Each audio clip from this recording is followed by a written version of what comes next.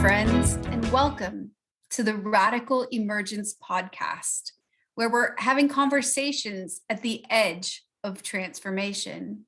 We are your hosts. I'm Dr. Jen Pierre-Rich, and with me is my friend, co-host, and co-collaborator, Dr. Sally Adnams Jones. Please check out our bios in the show notes, where you'll find links to our work, websites, and can find ways to connect with us. If you're not already following, hit that subscribe button, ring that bell, and join our mailing list so you can stay up to date on new episodes as they drop. Hello, everybody. Sally here. This exciting project consists of about 26 episodes in all, dedicated to better defining and understanding transformation on all its levels of reality. That's personal, social, as well as ecological. We're going to ask, what is transformation? Why bother? Why do we need it? And what does it feel like or look like? We'll also ask, can we induce it or perhaps accidentally block it? These are really important questions for growth. We draw not only on our hard-won life experience, we are also transdisciplinarians. So what the heck is that? Well, it means we want to understand transformation from as many lenses as possible, including formal academic disciplines and discourses, art, media, and popular culture. Importantly, we draw from our living experience. So we are experts, so to speak, but mostly in just one small but highly critical area, our own suffering, and the medicines that we've both used to transform our own lives. So to this end, we've also added decades of committed practices, as well as formal degrees, including specific in-depth studies in the mechanisms of transformation, because we needed to understand this healing journey for ourselves. Does this entitle us to help others? You bet. Absolutely. Because it is by sharing our stories, knowledge, and direct experience that we offer sane, sober, practical tools for living on the ground of life. So welcome. Strap in, hang on, and enjoy the ride as we deep dive into a universe of transformation.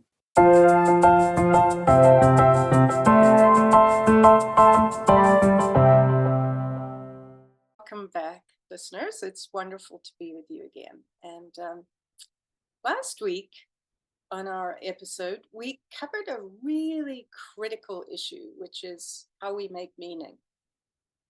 And that's really worth listening to because it's pivotal to all the work we do with transformation. Because transformation is a process of change of our meaning-making capacities through our life. So we're going to take that a little deeper this week.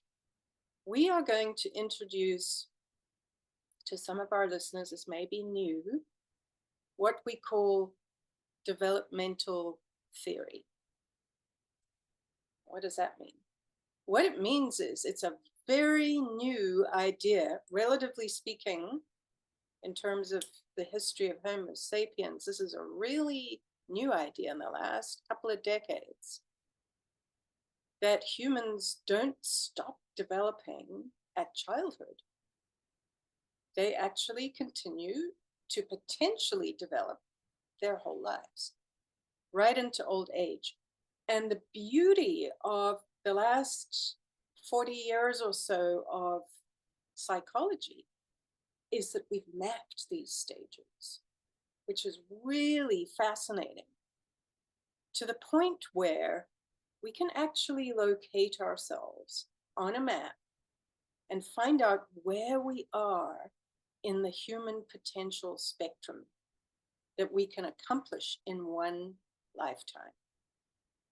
This has never been a thing that Homo sapiens could do before. So now we know we've got 80 years, if we're lucky, we can remain adolescent well into our midlife, or we can go the whole way in one lifetime. And we can actually start to actually engage in the transformation and take it as far as we can, as opposed to letting it just happen incidentally and maybe not.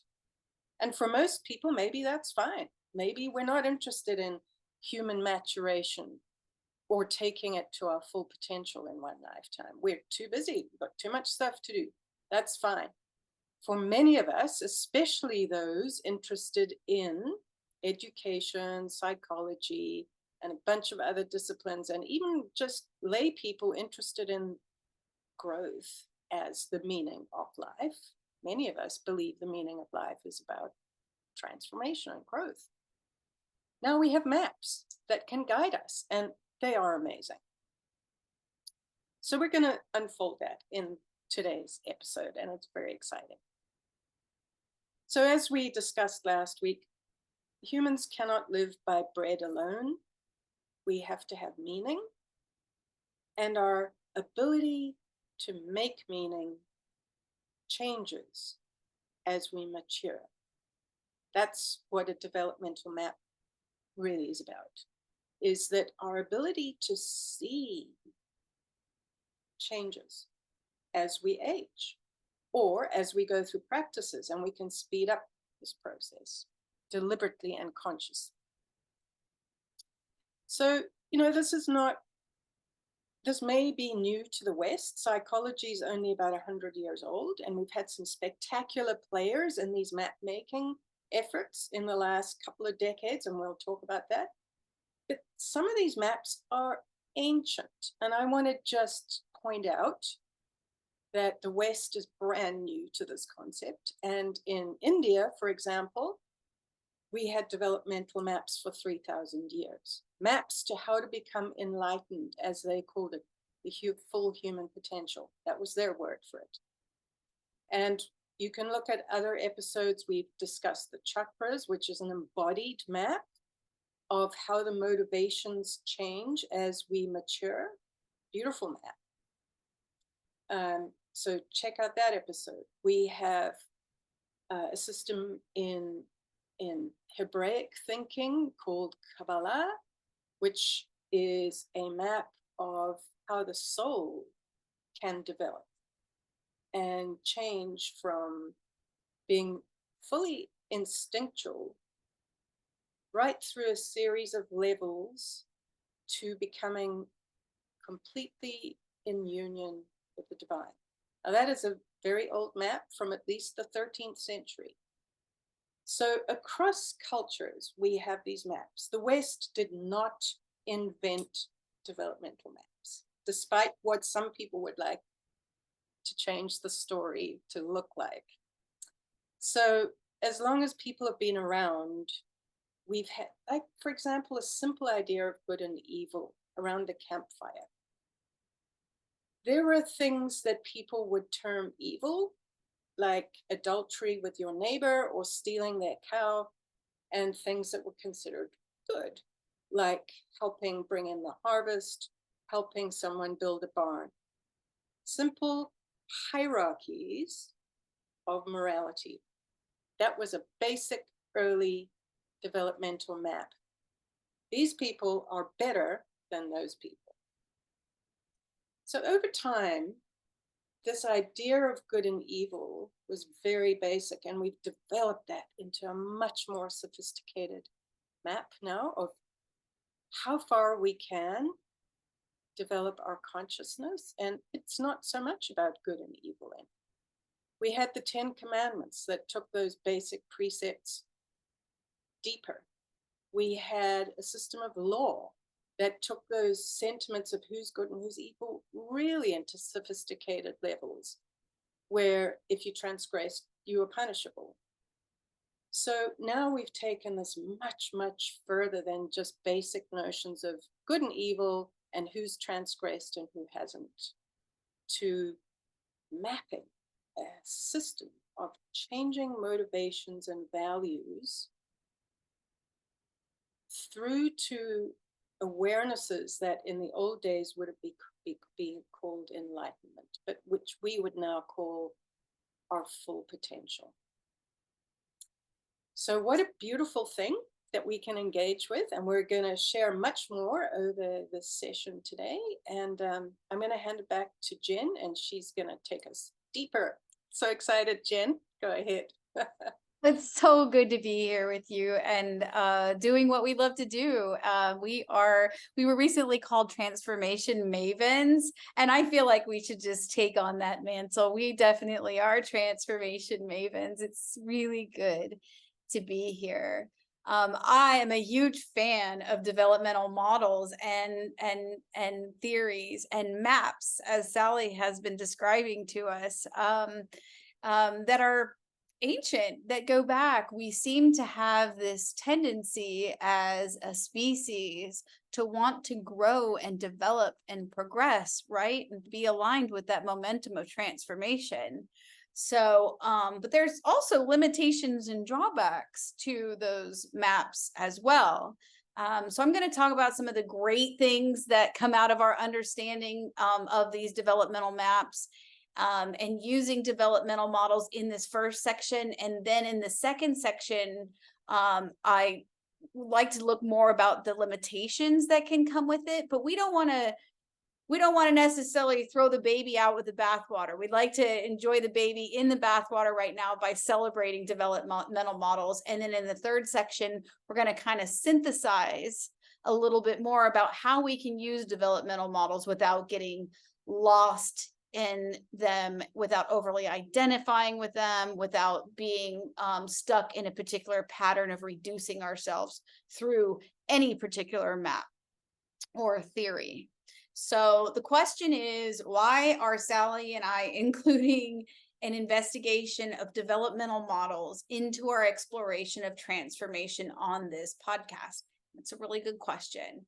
And it's because at the core of transformation is progression, development. So these developmental models allow us to quantify and dissect that momentum of progress into more manageable bites so that we can grasp what is really a very complex journey, and make it into more digestible, simple chunks. And Sally and I, and those of us who are interested in transformation, are going to be drawn to these kinds of models because we know that they can help us grow through this journey more efficiently and consciously. And that's what we are interested in. So there are a lot of developmental maps out there. Sally has outlined them for us. Every different field of study and their respective disciplines is going to have its own kind of developmental model, from the transpersonal to the scientific. Sally pointed to spiral dynamics and Ken Wilber integral theory. That is a developmental model. Piaget's stages of cognitive development, about how children progress through stages of cognitive development. That's a model from a psychological perspective. And in science, there's a bunch of different developmental models that describe how people even learn scientific concepts and methods in science education and thinking. So what do these developmental models all have in common? They are all exploring progression, the stages we go through as transformative beings. And I always think this is so exciting and awesome because I can go into any map, any model, any theory, and I can find myself within it. And why would I do that? Well, what does that do for me? Well, it helps me pinpoint where I am and where I may need to improve in order to move forward in that particular developmental experience. So I like these kind of markers. I find them very helpful on my journey because they make me realize that we are all experiencing growth in all kinds of ways. We're not alone in our developmental stages. And knowing that there are other people in the world who are likewise in this state of progress and growth, it gives me a sense of reassurance that we're really in this together. At the same time, I pointed to that those markers can come with some pitfalls too, because comparing ourselves with others can lead to, hurt feelings and skewed perspectives of ourself, skewed self-perceptions, right?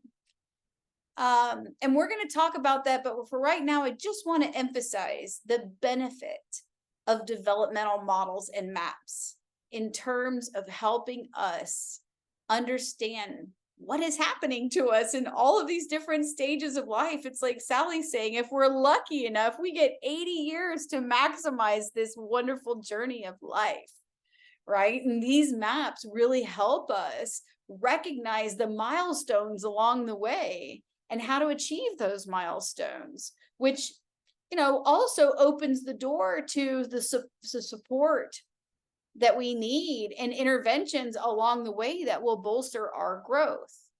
So we can use these developmental models in our own life. We can use them to create programs and policies and opportunities that encourage growth and transformation by understanding our very complex patterns of growth and behavior in more sizable bites. So I'm going to stop there and pass it back to Sally, and we're going to go deeper into the wonder that is theoretical maps and developmental theories. Thank you, Jen. I love your enthusiasm. And once again, I just want to point out, I feel it's such a privilege to have a colleague like you that we can share this excitement. We really do. And you mentioned the word progress and having milestones.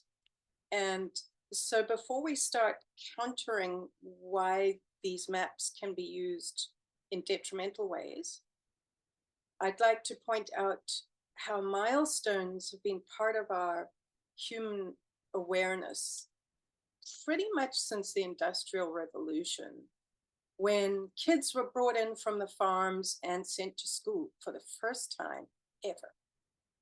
This is we haven't been around for long in terms of managing our progress. So Victorians, for example, thought kids were mini adults, and that's why they were treated quite harshly. They were dressed like little Victorian adults. There was no such thing as kids' clothing. They were chastised and punished heavily if they weren't adult-like by the age of 3, sent to their rooms isolated if they failed to be adults. Then Piaget, as you mentioned, Jen, beautifully came along, and he said, wait a minute, kids develop. They're at a different stage from adults, and you need to be aware of that and treat them differently and respect their growth. This new word, growth, development, was a brand new concept to many, many, many people, including parents. So of course, then the schools started gradating development of children. You don't expect a primary school kid to do algebra. So the whole discipline was started in the education faculties and universities, literally studying the ability of humans to learn in stages. And nobody argues that that's a good thing from grade 1 to grade 12. Everybody agrees. This is how we respect the development of consciousness in small humans. Well, it didn't stop there.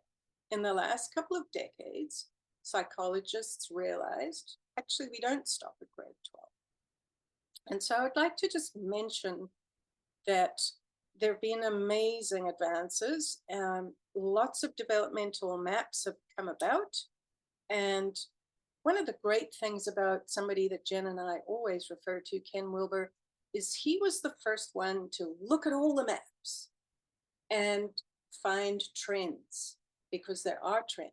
They're all virtually saying the same thing, that adults don't stop developing and potentially can continue to grow until they die, but they have differences in fine adjustments that they make, and they call them slightly different levels and stages, but pretty much they say the following, and I'm going to give you some really simple ways.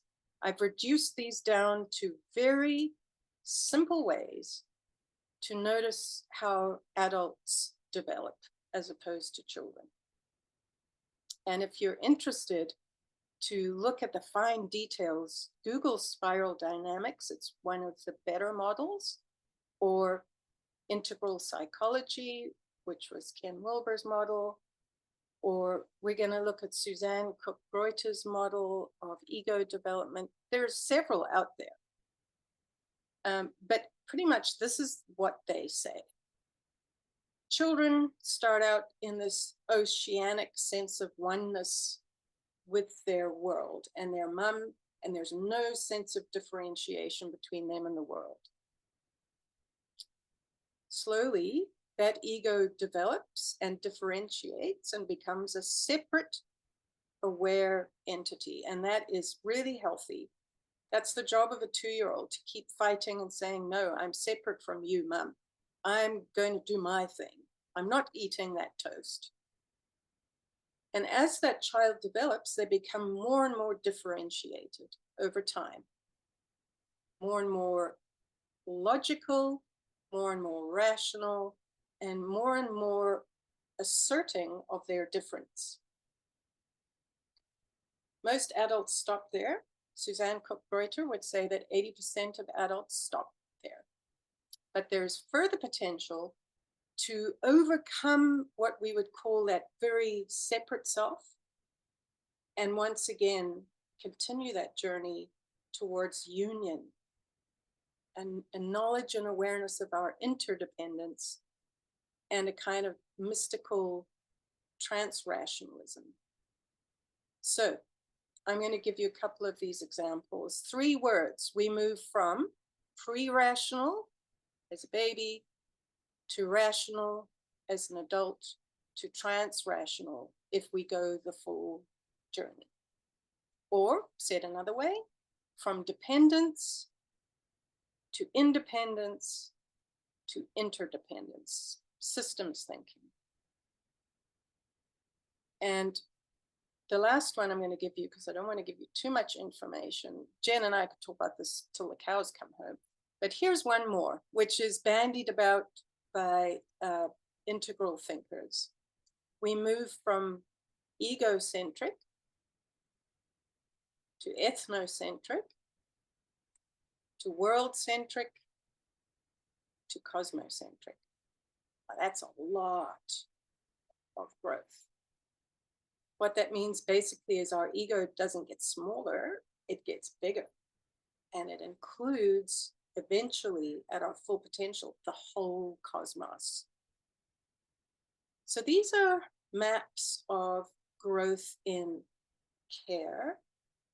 Do we only care about ourselves, or do we care about the whole planet? Do we care about the whole cosmos and the system?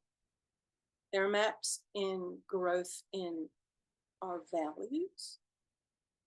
They map the growth in our ability to take multiple perspectives, not just our own. And finally, before I give it back to Jen, I would say that they map shifts in identity. That's not really a thing that's spoken about much in our circles, but Jen and I really, and we've spent many episodes discussing that our ability to understand that we are a process instead of an individual, an isolated individual, is the shift in identity.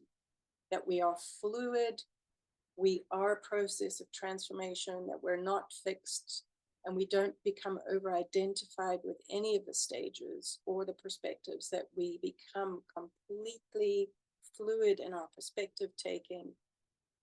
And dare I say, we have the capacity to understand, wait a minute, our life wasn't just 80 years. It was 4 billion years of process to get us to be human. And now there's research that says our consciousness might even continue after death. So let's not get into the swampy territory of life after death, but Jen and I, in another conversation, we might discuss this. Maybe if you understand that we are a process, you can manage that concept, that evolution itself is working through us. So that is an identity shift that we include in developmental maps that's not out there. That's Jen and I with this podcast. So back to you, Jen. I'd love to hear more about what you've got to say about this topic. Yeah, we are seeing new developmental maps that are paralleling our growth as a collective. And we need new maps that are not just for children, as you've been saying, but for adults that are really pushing the edges of our growth edges right now. And so we are really, and you're right, there is a shift in identity. And now we have some new maps that are, and yet those maps are ancient, going all the way back, that shift in identity, right? But we're creating new maps now that reflect that, because we're actually actualizing that as a collective. Those shifts in consciousness and identity are not reserved for the elite religious folks. These shifts in consciousness and identity are for all of us. And we all, that's our birthright, is to recognize our transformative nature and to flow with that in exciting ways.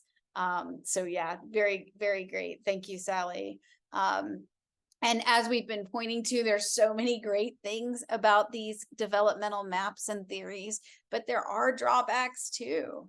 And the drawbacks usually arise whenever we stick to them rigidly, right? As a rigid construct that we have to adhere to. Then limitations arise within those developmental maps because we can't participate with them flexibly. So we get hooked. We get attached to one particular way of viewing ourselves according to the perspective of that particular map. And so in a nutshell, developmental models and maps are really good at simplifying complexity in ways that make complexity more accessible and understandable. But that simplification comes at a price, oftentimes, of truly appreciating each individual as a complex system operating within complex systems, or as we say on this podcast, as a field of transformation existing within fields of transformation. So these developmental models are great shortcuts, but also that shortcut comes at a cost. So one point of transformation happening right now that we've talked a lot about on this podcast is that we are recognizing individually and collectively that we cannot be forced into these tight binary boxes. We cannot be understood in terms of, right and wrong, black and white, dualistic thinking no longer fits us because our experiences and our inner worlds and our sense of self are deeply complex, very nuanced. And so these developmental models that take a more rigid or narrow categorical view of us are failing to recognize our greater complexity.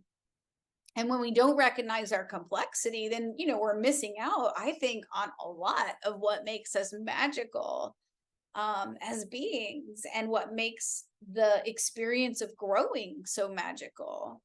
Also, a lot of these developmental models, just to be frank, are ripe with a lot of cultural biases and blind spots, because they're built on norms and expectations from the dominant culture, that are not applicable to all people, to all unique individuals. So when we start to view those who fall outside of those margins of the dominant frame through the lenses of that developmental model, then we get a skewed view of people, because it's not representative of their actual lived experience. And that actual lived experience is valuable. It has dignity. It's important, right? So also, these developmental models oftentimes do not take into account socioeconomic status, environmental factors, and cultural influences, and how they impact development, right? And all of those things are important. They matter. Another thing we see with a very strict allegiance to a developmental model is that people can get labeled and stigmatized in really hurtful ways because behavior starts to become pathologized. It's seen as being wrong or bad, rather than trying to be understood from the standpoint of the individual, right? And that standpoint matters. So when we become overly identified with any marker, whatever it is, any label that may come with a developmental map, we lose a very important view of ourselves in that attachment to the designation of the model, right? And that's an ethical concern in our eyes, and that concerns us as people committed to studying transformation, because discrimination then arises when these types of applied developmental models are rigidly applied. Then people get discriminated against, right?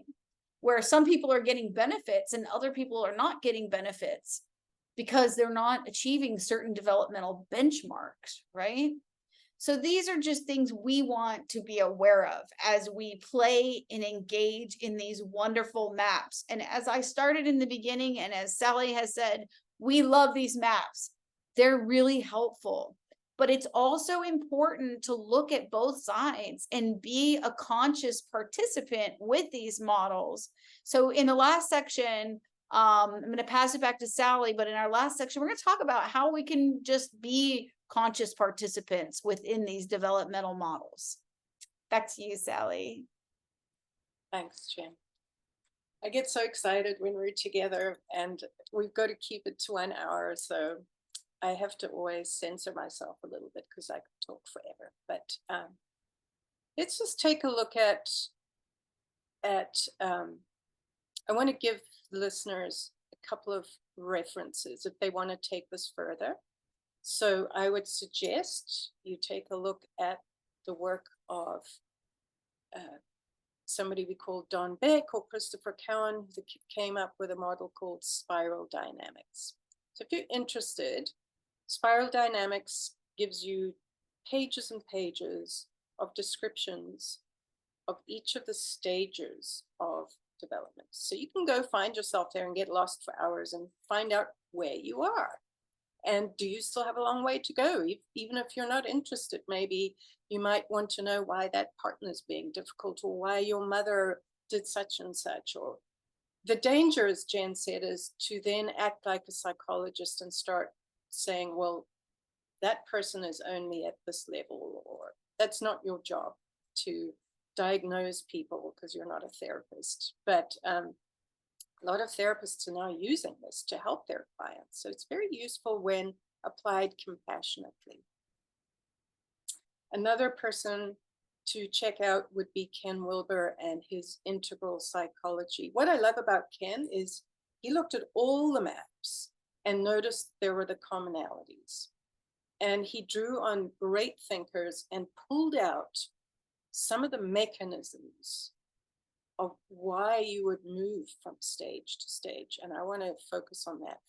So he came up with this word, include and transcend. So we've noticed, those of us interested in transformation, that when you're expanding, which is what it is, you're including a previous stage, and then you are transcending to the next stage. You don't ever leave the previous stages behind. You include them. So it's kind of a form of slowly expanding over a lifetime to have more and more complexity in your perspective taking. You don't expect a 2-year-old to be able to have a rational argument. They will respond from emotion. They can't give you a logical reasoning. So the same with adults. You can't expect all adults to be at the same stage of development. So learning how to relate to people where they're at is the great gift of these maps. Once you get to a certain level on the map, it's your responsibility to understand that everybody's different and to meet them where they're at and speak their language of what is it they value. That's how you meet people. Ken particularly reminded us, actually, I think it was Robert Keegan's phrases. Robert Keegan, a developmental educator in the States, pointed out that the actual mechanism for growth is that the previous stage, which you felt very subjectively when you were immersed in it, you can now see it objectively. So that's how you know if you've moved a stage, is you see the previous stage, which was the subject, you now see it as an object. You can see it. Oh my God, I'm no longer a terrible 2 having a tantrum. I can see that. Oh my God, I'm no longer an adolescent driven by my hormones and slamming doors and saying, I hate you to my parents. I grew out of that. So as you mature, you can see the previous stages clearly and they're more objective. Oh my God, I actually did that. I would never do that now. So Jen and I have said, though, over these episodes, we believe the opposite is equally true as you develop. And that is, the more and more rational we have become through modernity, we discussed this last episode, we've become hyper objective, and it's destroying our universe, our planet. We've turned everything into an object. So Jen and I believe that we also have to turn the objective into the subjective now. This is critical to our future. This is our contribution to developmental maps. We truly believe that the only way out of this crisis is to start imagining the actual sentience of everything on this planet and develop empathy with it. So in other words, turning what we thought were objects like animals and abattoirs and farms into subjects, imagining their sentience, which is a gift that we've lost. So this skill, I'm going to end this section, Jen, by saying one of the most truly transformative gifts that we develop over time as adult humans is to move fluidly from objective to subjective. And we discussed that several episodes. So we keep coming back to this. This is the ultimate pair of ducks. The paradox that Jen and I refer to our favorite ducks every single episode. So to wrap up this section, I'm going to refer to one of my favorite friends and developmental theorists, Suzanne Cook Greuter. She's wonderful. These are the stages, like listeners are probably wondering, what the heck are these stages? I'm going to just briefly name the stages that she's come up with, so to orientate you. Number 1 is self-centered. Number 2 is group-centered. Number 3 is skill-centered. Number 4 is self-determining. Number 5 is self-questioning. Number 6 is self-actualizing. and she has a 6.5, is construct aware, which means that you understand that all perspectives are relative and constructed. That's really sophisticated thinking. Most adults, 80% of them, never get there, according to Suzanne, who spent her entire life doing absolutely empirical research on adults and how they develop. And the final stage is unitive consciousness, which is a kind of a mystic union that we feel with the entire cosmos. So it's possible, folks, to get there. Very few do. And many of us interested in getting to the final stages deliberately invoke practices to get there so that it's not accidental. We don't just leave it up to random chance. We've discussed in previous episodes what could block that. Trauma, impoverished contexts, all sorts of contexts in our lives could prevent us from going more than halfway, which is what Suzanne says most adults only get to halfway. If you're interested, then you start participating in your own evolution. Practices. And we're going to look at another episode is going to be on psychotechnologies that we will play with to get to the final stages. So to finish, I'm going to give you a quote from Suzanne, who defines this process of development.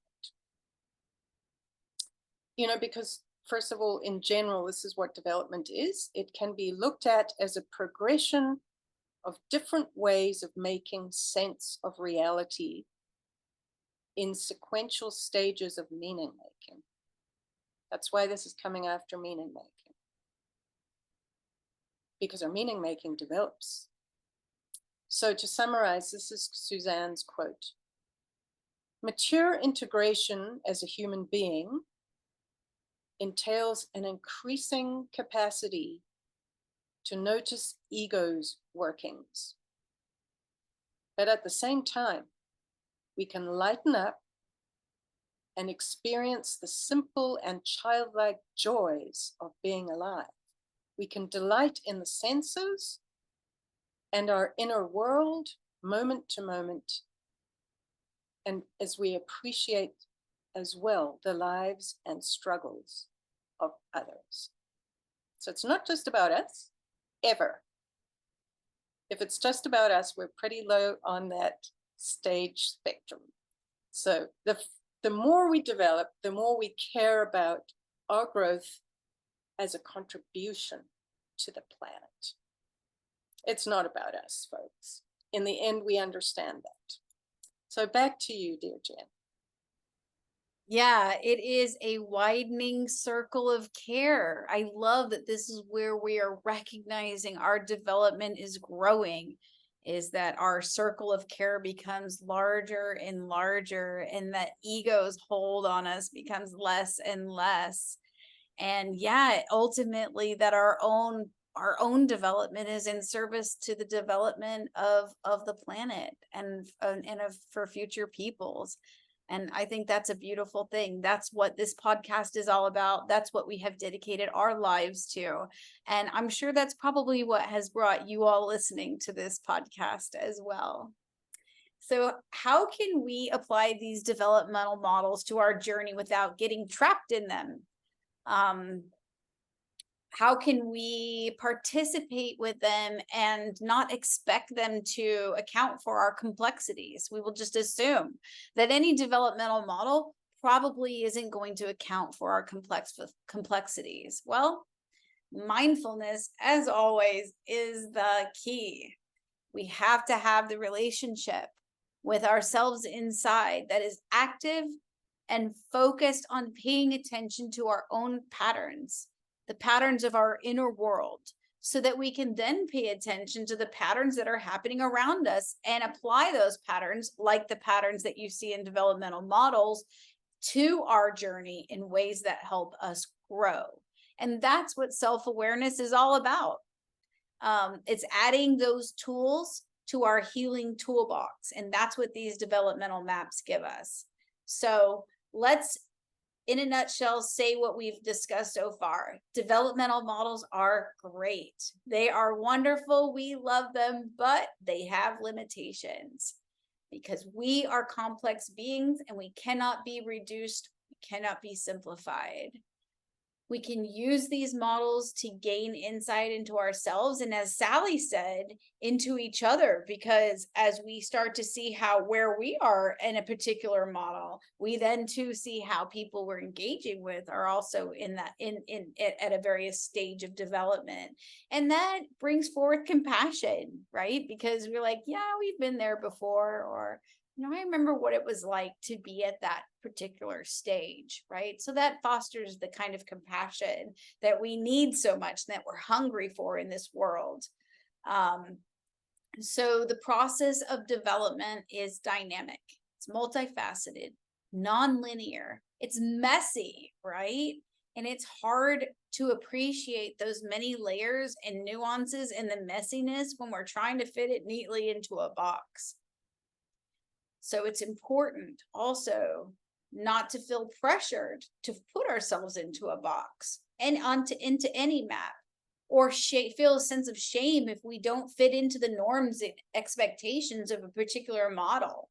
I know I've been exploring a model and, maybe I've been lacking in an area and I might feel real embarrassment. And so we have to be in a constructive relationship with ourselves on the inside so that we can work productively with these models and not get triggered when we engage with these points where we're growing and where we need growth, right? So there's a Polish theorist named Alfred Korzybski, and he coined this phrase, and it's pretty much what we've been saying this whole podcast, which is the map is not the territory. And that means that we can have a variety of maps available to us, all the maps we've discussed on this podcast, but they don't tell us what's actually going on in reality, right? The maps are the developmental theories, but your experience is what is on the ground.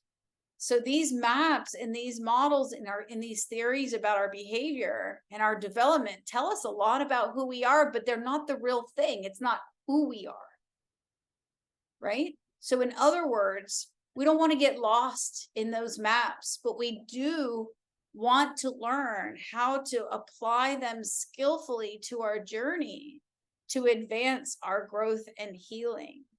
So our goal is to appreciate the maps, but do not mistake them for who we are. So I'm going to end here and pass it back to Sally to end the show for us. But I really want to say thank you for your attention today. There are so many ways you could be spending your time, and it is a real honor that you are spending your time with us as we heal and grow together on this journey of transformation. Until next time, be well. Back to you, Sally.